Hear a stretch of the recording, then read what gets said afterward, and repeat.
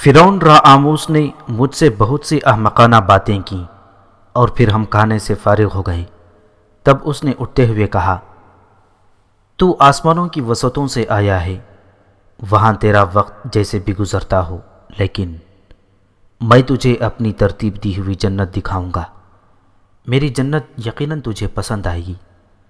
اور میں اس کے ساتھ چل پڑا۔ بلا شبہ اس نے جنت ہی کا سا سما پیدا کر رکھا تھا۔ ہم محل کے عقبی حصے میں آ گئے تھے۔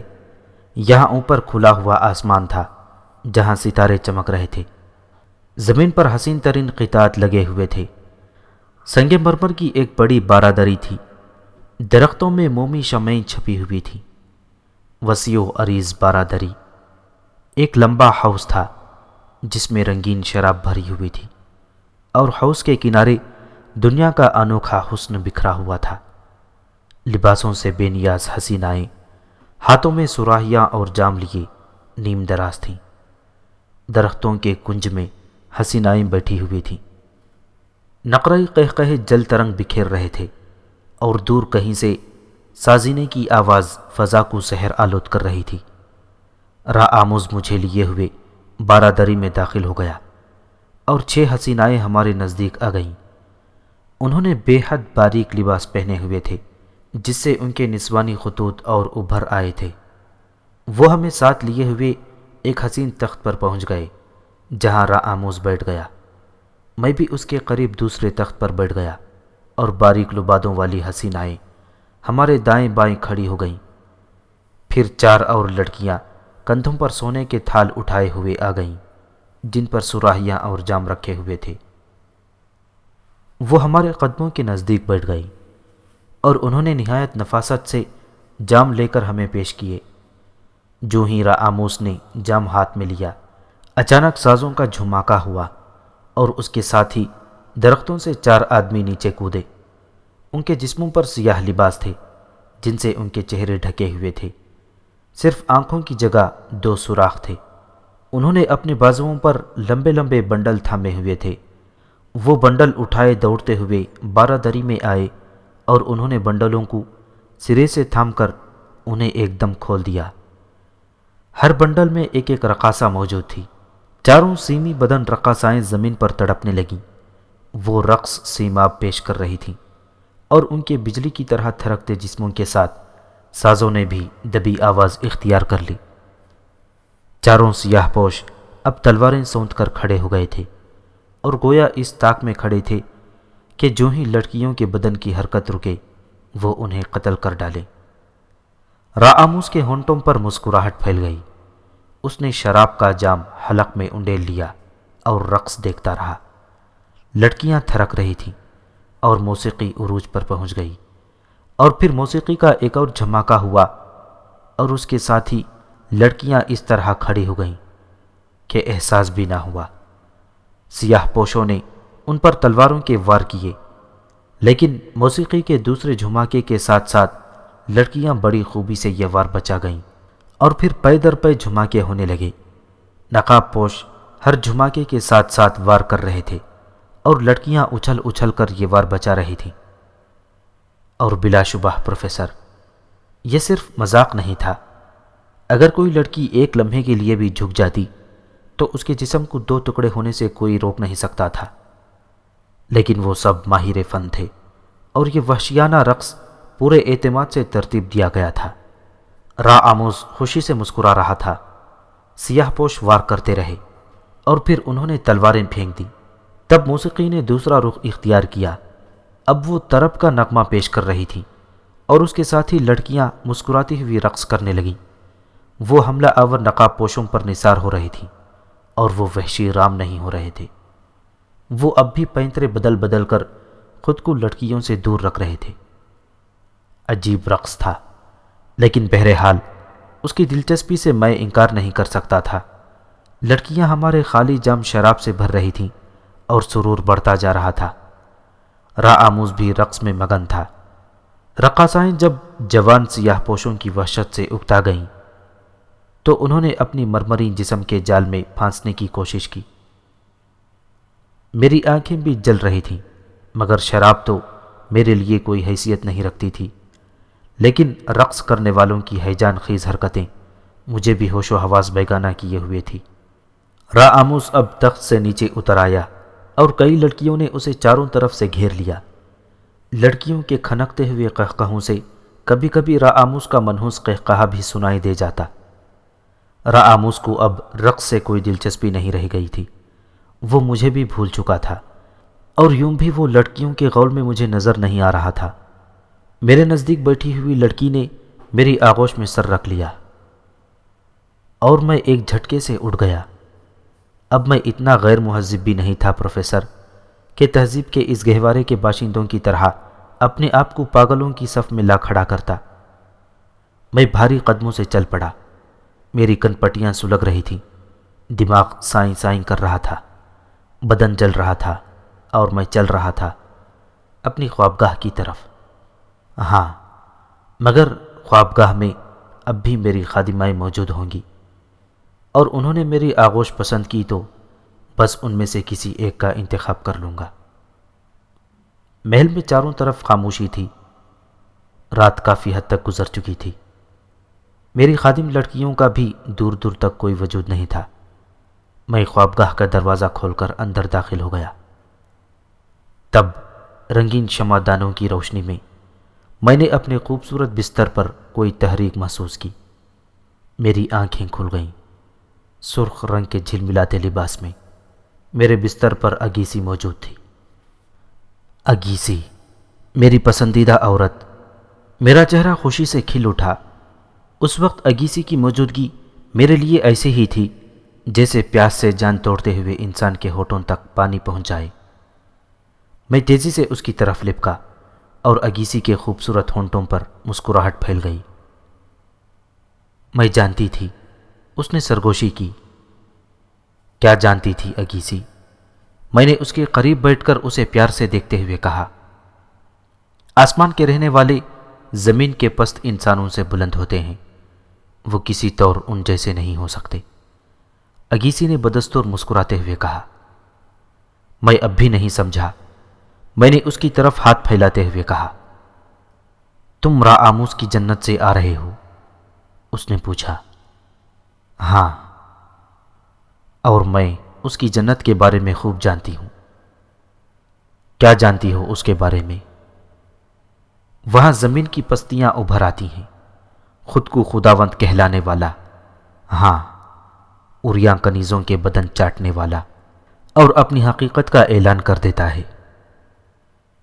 تم نے درست کہا اگیسی، اس وقت کوئی معمولی رقاصہ اسے گردن دبا کر مار سکتی تھی، اس وقت کوئی ادنا کنیز اس کے چہرے پر تھوک سکتی ہے،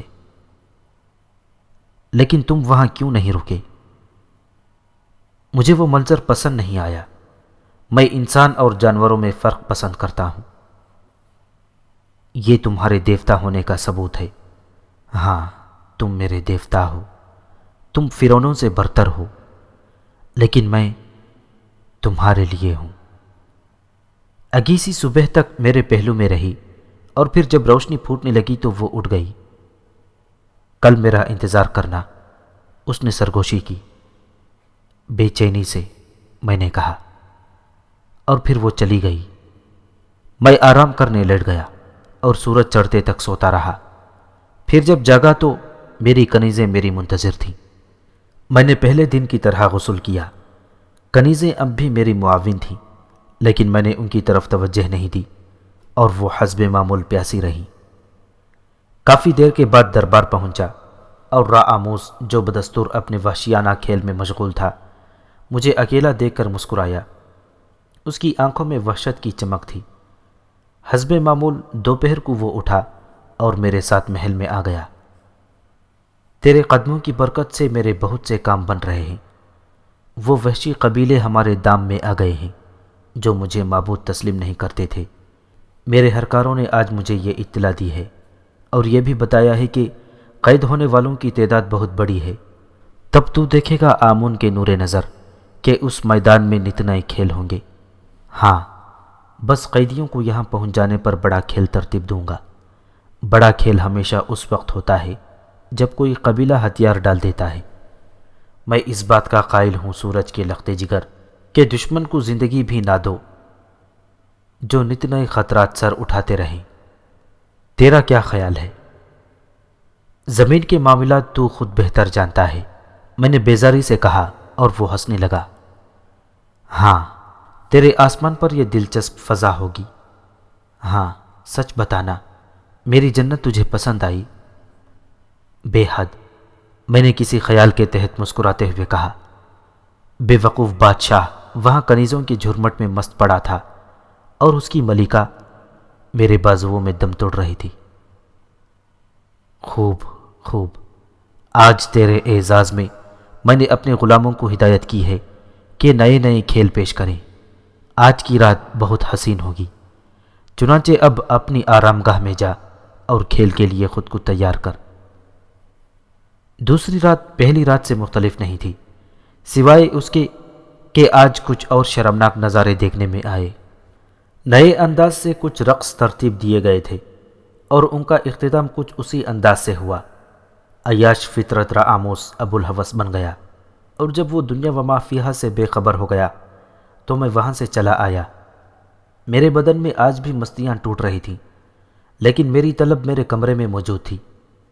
اگیسی نے کچھ اس انداز سے خود کو سجایا تھا کہ میں بے قابو ہو گیا۔ اگیسی نے بھی میری پذیرائی کی تھی۔ رات کے آخری حصے میں وہ میرے سینے میں منہ چھپائے بوجھل لہجے میں بولی، سورج کے بیٹے، تم آسمان کے مہمان ہو، میں تمہیں پسند کرتی ہوں لیکن اپنا نہیں سکتی۔ میری عمر کا یہ دور سب سے حسین دور ہے۔ تم سے کون سی بات پوشیدہ ہے؟ میں آکاش سے محبت کرتی ہوں، اور تمہاری جدائی کے بعد وہی میری تنہائیوں کا رازدار ہوگا۔ آسمان کے رہنے والے کاہن اعظم نے مجھے بتایا ہے کہ تم دلوں کی حقیقت سے واقف ہو، تم میرے دل کا حال بھی جانتے ہو۔ مجھے بتاؤ، میرے لیے کون سا وقت موزوں ہے؟ میں نے اس کی شکل دیکھی، میں سمجھ گیا پروفیسر کہ وہ کیا چاہتی ہے۔ چنانچہ میں ایک گہری سانس لے کر کہا، ہاں اگیسی، میں جانتا ہوں، میں سب کچھ جانتا ہوں۔ کیا تجھے اور کاہن اعظم کو راموس کی رنگین دنیا دیکھنے کا اتفاق بھی نہیں ہوا؟ میں اس کے بارے میں سب کچھ جانتی ہوں، اگیسی نے کہا۔ تب مجھے حیرت ہے اگیسی، تو نے آج تک اس سنہرے موقع کے بارے میں کبھی نہیں سوچا۔ راموس شراب کے نشے سے چور ہو کر ایک بے ضرر کیچوا بن جاتا ہے۔ وہ اس قدر پی لیتا ہے کہ اسے کچھ ہوش نہیں رہتا۔ ایسی شکل میں اگر اس کو شراب کا ایک ایسا جام پلا دیا جائے جس میں زہر قاتل ہو تو کوئی تیری طرف دھیان نہیں دے سکے گا۔ تو سوگ منانا اور پھر اپنی مشکل حل کر لینا۔ اگیسی میرے پہلو سے اٹھ گئی، وہ تعجب خیز نگاہوں سے مجھے دیکھ رہی تھی۔ کئی لمحات تک وہ اسی طرح بیٹھی رہی، پھر اس نے گردن ہلاتے ہوئے کہا، ہاں، تو نے بالکل ٹھیک کہا، اس سے اچھا موقع اور کون سا ہو سکتا ہے؟ آسمان کے باشندے، تو نے میری مشکل حل کر دی، اور میں نے اس کے بارے میں کبھی نہیں سوچا۔ اس سے اچھی ترکیب اور کیا ہو سکتی ہے؟ تب میری ایک کنیز خاص ان میں شامل ہو جائے گی جو اسے شراب پلاتی رہے گی، اور میں تمام انتظام کر لوں گی۔ میں تیری احسان مند ہوں، بے شک میں تیری احسان مند ہوں، بس مجھے رخصت دے، یہ کام میں جس قدر جلد کر لوں بہتر ہے۔ اگیسی اٹھ گئی اور باہر نکل گئی۔ میں ایک گہری سانس لے کر اگیسی کے بارے میں سوچنے لگا۔ خوب عورت تھی، اسے ہمیشہ کے لیے اپنایا جا سکتا تھا۔ میرا مطلب ہے اس وقت تک جب تک وہ زندہ ہے یا جوان ہے۔ لیکن کاہن اعظم کا وقار اسی میں تھا۔ بوڑھا بہرحال میرا دوست بن چکا تھا، اور پھر مجھے بادشاہ وغیرہ بننے سے کوئی دلچسپی نہیں تھی۔ میں تو وہاں رہتے ہوئے تحقیق بھی نہیں کر سکتا تھا، اس لیے ایک عورت کے لیے کسی جھگڑے میں پڑنے سے کیا فائدہ؟ رہ گئی راموس کی بات، تو وہ دیوانہ تھا، اور انسانی زندگیوں کو وہ جس انداز میں ضائع کر رہا تھا اس کے تحت اس کی موت ایک نیک کام تھی، بشرطے کہ اس کا بیٹا اس کے نقش قدم پر چلنے کی کوشش نہ کرے۔ لیکن اس کا خطرہ نہیں تھا کہ کاہن اعظم کے کہنے کے مطابق وہ راموس کی اولاد نہیں تھا، بلکہ تیسرے خاندان کا ایک فرد تھا۔ پھر مجھے اتنی گہرائیوں میں جانے کی کیا ضرورت تھی؟ ان کا کام تھا یہ لوگ نپٹیں گے۔ میں آرام سے سو گیا۔ دوسرا دن حسب معمول تھا۔ اس روز میں راموس کے پاس دربار میں اس کا شیطانی مشغلہ دیکھنے نہیں گیا، بلکہ میں نے محل ہی میں آرام کیا، اور اس روز دوپہر کو کاہن اعظم مجھ سے ملاقات کے لیے آیا۔ اس نے تنہائی میں مجھ سے ملاقات کی۔ اگیسی نے آج مجھے تمہارے بتائے ہوئے پروگرام کے بارے میں بتایا ہے۔ بے شک یہ پروگرام انتہائی کامیاب رہے گا۔ ہم راموس کو ہلاک کرنے کے الزام میں کسی بھی کنیز کو موت کے گھاٹ اتار دیں گے، اور فتنہ دب جائے گا، اور پھر دربار میں تمہاری اجازت سے اور میرے حکم سے آکاش کو یہاں فرعون مشہور کر دیا جائے گا۔ کیا تم اس پورے پروگرام میں ہماری مدد کرو گے اسلاک؟ ٹھیک ہے، میں تمہارے ساتھ ہوں، میں نے بیزاری سے کہا۔ مجھے ان باتوں سے کوئی دلچسپی نہیں تھی۔ بہرحال ان لوگوں میں رہنے کے لیے ان کی مدد کرنا ضروری تھا، چنانچہ میں نے حامی بھر لی۔ اور پروفیسر، یہ رات رنگینیوں کی رات نہ تھی۔ کل مصر کی تاریخ میں کچھ نئے ہنگامے جنم لے رہے تھے، تاہم میں حسب معمول راموس کی عشرت قدے میں موجود تھا، اور میں نے اس کنیز کو بھی دیکھ لیا تھا جو اس خاص کام کے لیے مقرر تھی، اور کنیز نے اپنا کام بخوبی انجام دیا۔ احمق شہنشاہ کو معلوم بھی نہ ہو سکا کہ یہ اس کی زندگی کی آخری رات ہے۔ ہاں، اس کی آخری چیخیں بے حد بھیانک تھیں۔ وہ گردن پکڑے چیخ رہا تھا، اور بدمست قہقہے امنڈ رہے تھے۔ سب یہی سمجھ رہے تھے کہ یہ بھی نشے کی کیفیت ہے، لیکن جب اس کے حلق سے خون جمے ہوئے قتلے باہر نکلے تو بہت سے چونک پڑے اور اس کے گرد جمع ہو گئے۔ اسے دم توڑتے دیکھنے والوں میں میں بھی تھا، اور اس کے ساتھ رنگ رلیاں منانے والوں کی چیخیں میں نے بھی سنی، اور پھر چالاک عورت کے ماتم کرنے کا انداز۔ بے شک پروفیسر، اگیسی اس دور کی عمدہ اداکارہ تھی۔ اس نے وہ بیان کی کہ میں حیران رہ گیا۔ وہاں کنیز کی نشاندہی میرے علاوہ اور کون کر سکتا تھا؟ میں جو روشن ضمیر تھا۔ چنانچہ اس بدقسمت لڑکی کی موت کا ذمہ دار میں آج تک خود کو ٹھہراتا ہوں۔ اس نے جان دینے کے لیے یہ کام یوں کیا تھا کہ شہنشاہ نے اسے ٹھکرا کر دوسری کنیز کو اپنایا تھا۔ چنانچہ اس نے انتقام لیا، اور پھر اس سے بھی خوب انتقام لیا گیا۔ اسی دوپہر کو کنیز کو برسر عام قتل کر کے اس کا گوشت کتوں کو کھلا دیا گیا۔ اہل مصر انگشت بدنگاہ تھے۔ خداوند راموس اس طرح دنیا سے رخصت ہو جائیں گے کسی کو گمان بھی نہیں تھا۔ بہرحال پورے شہر میں بحران پیدا ہو گئے۔ یقیناً مصر کے جن جن حصوں میں یہ اطلاع پہنچ رہی تھی وہاں کی زندگی بدل گئی ہوگی۔ اس رات اور اس کے دوسرے دن بھی اگیسی سے میری ملاقات نہیں ہوئی۔ محل کے کوہرام کی تو مثال ہی نہیں تھی۔ ہاں، آکاش محل میں آ گیا تھا۔ 6 فٹ طویل جوان جو خوبصورت بھی تھا، اسے دیکھ کر میرے دل میں کوئی رقابت پیدا نہیں ہوئی۔ اس کا اور میرا مقابلہ ہی کیا تھا؟ میں جب چاہتا اسے چٹکیوں سے مسل کر پھینک سکتا تھا، لیکن اگیسی سے قبل بہت سی عورتیں میری زندگی میں نمایاں طور پر شریک رہی تھیں۔ صرف اگیسی ہی تو نہیں تھی جس سے میرے تعلقات ہوئے ہوں۔ چنانچہ عورت کے لیے میرے دل میں رقابت کا جذبہ ختم ہو گیا۔ میں نے سوچا ٹھیک ہے، اگیسی آکاش کے پہلو میں چلی جاتی ہے تو چلی جائے، میرے لیے یہاں دوسری لڑکیاں ہیں، نہ صحیح اگیسی جیسی کوئی تبدیلی ہی ہوگی۔ خود آکاش نے میرے قدم چومے تھے اور میرے سامنے سجدہ کیا تھا، جو مجھے بالکل پسند نہیں تھا۔ اور پھر تیسرے دن سے ہی نئے شہنشاہ، نئے فرعون کے لیے ہنگامے شروع ہو گئے۔ کاہن اعظم نے عبوری نظام سنبھال لیا۔ اس نے اعلان کیا کہ چوتھے خاندان کا ولی عہد آکاش کے علاوہ اور کوئی نہیں ہے، چنانچہ آکاش کو نیا فرعون بنا دیا جائے گا۔ کاہن اعظم نے کہا، چونکہ دیوتا آمون کا بیٹا خود ہمارے درمیان موجود ہے، اس لیے توقع کی جاتی ہے کہ آکاش کی سلطنت دوسری سلطنتوں سے بہتر ہوگی۔ اس کے دور حکومت میں مصر ہنگاموں سے دور رہے گا۔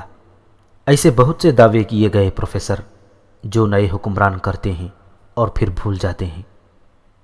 مختصر یہ کہ ٹھیک 1 ہفتے بعد آکاش کو فرعون بنا دیا گیا۔ اس کے سر پر تاج اور ہاتھ میں عصا دے دیا گیا۔ اس دوران دور دور سے آنے والوں نے سورج کے بیٹے کے درشن بھی کیے۔ میں نے بھی احمقانہ انداز میں آکاش کو دعائیں دیں، اور اگیسی اس دوران میری نگاہوں سے بھی روپوش رہی۔ وہ فرعون کا سوگ منا رہی تھی، لیکن اس رات کو فرعونی دسترخوان پر جہاں صرف چند مخصوص لوگ موجود تھے، اگیسی بھی نظر آئی۔ اس کا چہرہ مسرت سے دمک رہا تھا۔ یہاں کون تھا جو اسے دیکھتا اور حریف ہوتا؟ صرف جاننے والے تھے، یعنی آکاش، میں اور کاہن اعظم سالموس۔ اگیسی کی آنکھوں میں آکاش کے لیے مشعلیں روشن تھیں، اور آکاش بھی اس سے خوب اظہار عشق کر رہا تھا۔ کاہن اعظم بھی خوش تھا۔ اس کی وہ ترکیب کامیاب ہوئی تھی جس کے لیے اس نے ایک طویل عرصہ گزارا تھا، لیکن معلوم نہ تھا ان دونوں یعنی اگیسی اور آکاش کو بھی کہ در حقیقت ہوا کیا ہے۔ نہ جانے اس میں کیا مصلحت تھی بوڑھے کاہن اعظم اور میری دوست کی۔ کھانے کے بعد شراب کا دور چلا۔ اگیسی نے اپنے ہاتھ میں جام لے کر پہلے آکاش کو، پھر مجھے، پھر کاہن اعظم کو دیے، اور آخر میں خود اپنے لیے جام تیار کر لیا۔ جام پینے کے بعد اس کے چہرے پر خون جوش مارنے لگا، اور اس نے آکاش کی طرف دیکھتے ہوئے بولا، خداوند آکاش، یہ عرصہ بخوبی طے ہو گیا، لیکن اب بتا کاہن اعظم کون بنے گا؟ کیا تیرے ذہن میں کوئی ہے؟ اس کا فیصلہ بھی ہم مقدس آمون کے بیٹے سے کرائیں گے، آکاش نے بدمست آواز میں کہا۔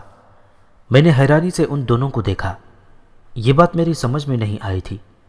فرعون کی تبدیلی کے ساتھ کاہن اعظم کی تبدیلی کیا معنی رکھتی تھی؟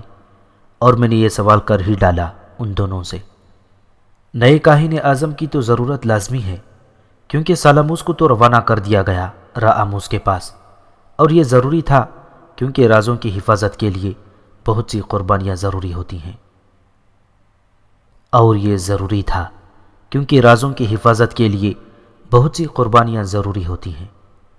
اگیسی نے قہقہہ لگا کر سالموس کی طرف اشارہ کرتے ہوئے کہا، اور میں نے اس کے جملوں پر غور کرتے ہوئے کاہن اعظم کی طرف دیکھا جس کی گردن اس کے سینے پر ڈھلک گئی تھی۔ میں نے اسے ہلا جلا کر دیکھا، لیکن اب اس میں زندگی کی کوئی رمق نہیں رہ گئی تھی۔ میں اچھل پڑا اور میں نے تعجب سے پوچھا، اسے کیا ہوا؟ وہی جو راموس کو ہوا تھا، اگیسی نے کہا، اور آکاش کی طرف دیکھ کر ہنسنے لگی۔ آکاش کے ہونٹوں پر بھی مسکراہٹ پھیل گئی، لیکن میرا ذہن جھنجلا کر رہ گیا تھا۔ احمق سالموس! اس نے تو پوری زندگی اس سازش کو کامیاب کرنے میں صرف کر دی تھی کہ ایک بار پھر اس خاندان کو برسر اقتدار لے آئے جس کا وہ فرد ہے، اور جب اس کی سازش کامیاب ہوئی تو انہی لوگوں نے اسے قتل کر دیا جو اس کی امیدوں کا مرکز تھے۔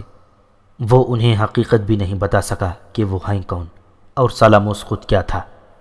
اور یہ وحشی عورت! میں نے اگیسی کی طرف دیکھا، وہ بدستور میری آنکھوں میں دیکھ کر مسکرا رہی تھی۔ ہاں تو مقدس دیوتا کے بیٹے، اس کام کے سلسلے میں بھی تیری رائے سب سے بہتر اور مستحکم ہوگی۔ میں جاننا چاہتا ہوں اگیسی کہ تو نے کاہن اعظم سالموس کو کیوں ہلاک کر دیا؟ میں نے کسی قدر غصے سے کہا۔ آکاش چونک پڑا، لیکن اگیسی اسی طرح مسکرا رہی تھی۔ تو دلوں کا حال ضرور جانتا ہوگا آمون کے بیٹے، تجھے یقیناً معلوم ہوگا کہ رازوں کی پردہ پوشی کے لیے سب کچھ کرنا ہوتا ہے۔ تو اس زمین پر پیدا نہیں ہوا اور آسمان کے لوگ معصوم ہوتے ہیں۔ کاہن اعظم کو حقیقت معلوم تھی، چنانچہ مجھے اور آکاش کو اس کے ہاتھوں میں کھیلنا پڑتا۔ ہمیں صرف اس کے احکامات کی پابندی کرنا ہوتی، کیونکہ وہ جس وقت چاہتا حقیقت منکشف کر کے ہمارے لیے مشکلات پیدا کر سکتا تھا۔ چنانچہ اس کی روانگی ہی بہتر تھی۔ اگیسی نے مسکراتے ہوئے کہا۔ ہاں، میں دلوں کا حال بھی جانتا ہوں اگیسی، لیکن تو نہیں جانتی وہ پوشیدہ راز جو اب صرف میرے علاوہ اور کسی کو معلوم نہیں ہے۔ افسوس احمق عورت، تو نے اسے فنا کر دیا جو تیرا اور تیرے سابق بیٹے اور موجودہ شوہر کا سب سے بڑا بہی خواہ تھا۔ سن، تو نے اسے موت دی ہے جس نے اپنی پوری زندگی صرف اسی کام کے لیے وقف کر دی تھی کہ مصر کی حکومت پھر سے تیرے خاندان کو سونپ دی جائے۔ درست کہتا ہوں میں اے سنگ دل عورت کہ تیرا اور تیرے موجودہ شوہر کا تعلق اس تیسرے خاندان سے ہے جسے معزول کر کے چوتھا خاندان یعنی راموس کے اجداد برسر اقتدار آئے تھے، اور تبھی سے سالموس نے اپنا اقتدار بحال کرنے کی کوشش شروع کر دی، اور طویل عرصے کی جد و جہد کے بعد مصر کا سب سے بڑا کاہن بن گیا۔ پھر وہ تجھے راموس کی خلوت تک پہنچانے میں کامیاب ہو گیا کہ یہ اس کی کوشش تھی، اور اس نے راموس کی پہلی بیوی کے بچے کو اغوا کر کے قتل کر دیا کہ وہ 5 دن کا تھا، اور آکاش نے اس کی جگہ لے لی کیونکہ یہ تیسرے خاندان کی اولاد میں سے تھا۔ سو یوں بوڑھے چالاک نے تیسرے خاندان کے ایک فرد کو راموس کی نگرانی میں پرورش کرا لیا، اور حکومت اسی کے لیے تھی کیونکہ راموس کی موت اور آکاش کی شہنشاہیت تک بات پہنچی، اور آج جب اس کی خوشی کا پہلا دن تھا تو نے اسے موت کی نیند سلا دیا۔ تو پروفیسر سکتہ ہو گیا تھا ان دونوں کو میری باتیں سن کر، اور تمام نشہ حیران ہو گیا تھا۔ وہ پھٹی پھٹی نگاہوں سے مجھے دیکھ رہے تھے۔ پھر بہت دیر ہو گئی تو آکاش نے ٹھنڈی سانس لے کر کہا، ہم سے جلد بازی ہو گئی اگیسی۔ جس شخص نے ہمیں یہاں تک لانے کے لیے ایسی سخت جدوجہد کی تھی وہ ہمارے ہاتھوں ہلاک ہو گیا۔ اگر وہ زندہ رہتا تو ہمارے قدم مضبوط کرنے کے لیے کیا کچھ نہ کرتا۔ ہاں، مجھے احساس ہو رہا ہے اس کی موت قبل از وقت ہو گئی، تاہم اب وہ اس دنیا سے جا چکا ہے، لیکن وہ اپنا مشن پورا کر کے گیا ہے، اس لیے اس کی روح کو چندہ افسوس نہ ہوگا، اور نہ ہی اس کی موت سے کوئی فتنہ بپا ہو سکے گا۔ آمون کے بیٹے، تو نے دیر سے ہمیں اس حقیقت سے آگاہ کیا، لیکن اب کیا ہو سکتا ہے؟ غم نہ کرو آکاش، ہمیں اس کا نعم البدل مل جائے گا۔ آمون کا بیٹا ہماری رہنمائی کرے گا، اگیسی نے کہا، اور میں نے نفرت سے اس عورت کو دیکھا۔ بڑی بے غیرت عورت تھی وہ پروفیسر۔ تم غور کرو، میری خلوتوں میں وہ مجھ سے دیوانہ وار محبت کا اظہار کر چکی تھی، اور اب آکاش کے پہلو میں آئین میرے سامنے اسے اسی قدر محبت کا اظہار کر رہی تھی۔ اپنے عظیم محسن کو اس نے زہر دے کر ہلاک کر دیا تھا، اور اپنے شوہر کی جان بھی لے چکی تھی، لیکن بڑی ڈھٹائی سے مجھ سے بھی مدد مانگ رہی تھی۔ چنانچہ میں وہاں سے اٹھ گیا۔ میں تیری اس حرکت سے خوش نہیں ہوں اگیسی۔ میں غور کروں گا کہ میرا رویہ تیرے اور آکاش کے ساتھ کیا ہونا چاہیے، میں نے کہا، اور واپسی کے لیے مڑ گیا۔ میرے ذہن میں در حقیقت جھنجھلاہٹ تھی۔ بوڑھا کاہن اعظم میرا دوست تھا، ابتدا جیسی تھی اس نے میری ہلاکت کے لیے کوششیں کی تھیں، لیکن بعد میں وہ میرے لیے مخلص ہو گیا تھا، اور میں اس سے مصری تہذیب کے بارے میں راز معلوم کر رہا تھا۔ میں اس کمرے سے نکل آیا، اور پھر میں محل میں بھی نہیں رکا، اور تنہا کاہن اعظم کے معبد میں آ گیا، جہاں کسی کو اس کی موت کے بارے میں کوئی خبر نہیں تھی۔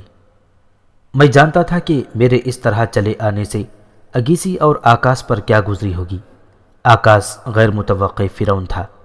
یہ ٹھیک تھا کہ اس کی بادشاہت تسلیم کر لی گئی تھی، صرف اس لیے کہ راموس کے انتقال کے بعد وہی شہنشاہیت کا حقدار تھا، لیکن راموس کے وفاداروں کو اگر اس سازش کا علم ہو جاتا تو بلا شبہ مصر کی حکومت سنگین بحران سے دوچار ہو جاتی، اور تیسرے خاندان کے دشمن آکاش اور اگیسی کو کبھی معاف نہ کرتے۔ معبد کے ایک کمرے میں بیٹھ کر میں اپنے آئندہ اقدامات پر غور کرنے لگا۔ تب پروفیسر وہی بیزاری میرے ذہن میں ابھر آئی۔ میں ان لوگوں سے لا تعلق تھا، میرا ان سے کوئی واسطہ نہیں تھا۔ میں تو یہاں اجنبی تھا۔ جو کچھ ہو رہا ہے ہونے دیا جائے، شہنشاہیت بدلنے سے میرے اوپر کیا اثر پڑے گا؟ وہ مر چکا تھا جو میری ضرورت تھی۔ میں یہاں نہ رہوں گا، کہیں اور چلا جاؤں گا۔ اگیسی نے جو کچھ کیا وہ اس کا فعل ہے۔ اگر کسی دوسرے ذریعے سے اس کے بارے میں پتہ چل جائے تو مجھے کوئی اعتراض نہ ہوگا۔ اہل مصر اگر اگیسی اور آکاش کو برسر عام سنگسار کر دیں تو مجھے کوئی دکھ نہ ہوگا۔ خود میری کسی کوشش سے کوئی ہنگامہ جنم لے، مجھے اس سے کوئی دلچسپی نہیں تھی، اور یہی فیصلہ کیا میں نے وہاں بیٹھ کر کہ میری حیثیت صرف ایک تماشائی کی ہے۔ یہی الجھنوں کا حل ہے۔ رہ گئی میری ضرورتیں تو مصر میں حسیناؤں کی کیا کمی تھی؟ اب تو میں یہاں کے ماحول کو پوری طرح سمجھ چکا تھا، اس لیے مجھے ان کے حصول میں کوئی دقت نہیں تھی، اور یہ فیصلے کرنے کے بعد میں مطمئن ہو گیا۔ لیکن آکاش اور اگیسی کیسے مطمئن ہو سکتے تھے؟ چنانچہ اگیسی کا قاصد میرے پاس پہنچ گیا، اور اس نے مجھے اس کا پیغام دیا۔ ملکہ اگیسی آج شام آپ کی قدم بوسی کی طلبگار ہیں، قاصد نے کہا۔ میں شام کو معبد میں اس کا انتظار کروں گا، میں نے کہا، اور قاصد واپس چلا گیا۔ پھر رات ہو گئی، اور جب تاریکیاں پورے ماحول کو نکل چکیں تو اگیسی ایک سیاہ لبادہ اوڑے ہوئے میری خلوت میں داخل ہوئی، اور اندر داخل ہو کر اس نے لبادہ اتار دیا۔ اس کا چہرہ ستا ہوا تھا اور آنکھیں کسی قدر سرخ اور متورم نظر آ رہی تھیں۔ وہ گردن جھکا کر میرے سامنے بیٹھ گئی۔ میں نے لبادے کے نیچے اس کا لباس دیکھا اور میرے ہونٹوں پر مسکراہٹ پھیل گئی۔ عجیب تراش کا لباس پہنا ہوا تھا اس نے، جسم کے نسوانی حصے خاص طور سے کھلے رکھے گئے تھے۔